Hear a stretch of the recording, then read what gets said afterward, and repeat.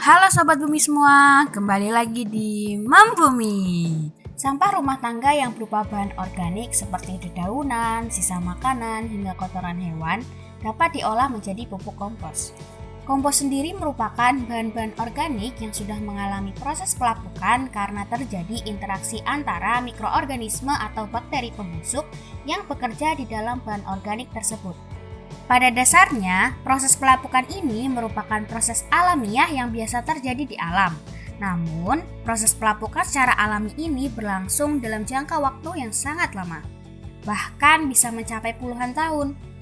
Nah, untuk mempersingkat proses pelapukan diperlukan adanya bantuan dari manusia. Lalu, bagaimana cara untuk membuat pupuk kompos dari sampah rumah tangga tersebut? Mari kita simak penjelasan selanjutnya. Sebelum membuat pupuk kompos, kita harus terlebih dahulu menyiapkan alat dan bahannya. Alat dan bahan yang digunakan antara lain wadah berukuran besar dengan penutup, arang sekam, sampah rumah tangga bisa berupa sisa makanan dan bekas sayuran, tanah, pencacah, air secukupnya, dan cairan pupuk EM4 sebagai tambahan. Langkah yang pertama, cacahlah sampah rumah tangga yang berupa sisa makanan, bekas sayuran, dan daun-daun menjadi ukuran yang lebih kecil menggunakan pencacah. Selanjutnya, masukkan sampah rumah tangga yang telah dicacah ke dalam wadah berukuran besar dengan penutup. Lalu, tambahkan tanah secukupnya ke dalam wadah tersebut dengan ketebalan bisa disesuaikan dengan wadah dan banyaknya sampah organik.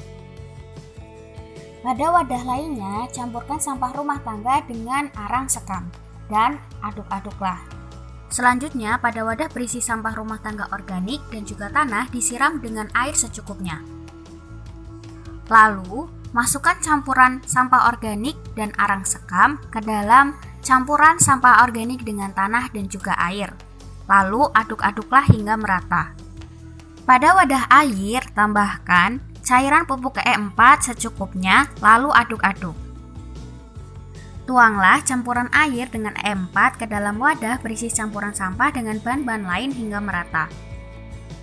Lalu tambahkan lagi tanah ke dalam wadah tersebut, di mana tanah ini berperan sebagai penutup sampah. Terakhir, tutuplah wadah dengan rapat dan biarkan sekitar 3 minggu. Ini adalah kompos yang telah dibiarkan selama 3 minggu dan siap digunakan.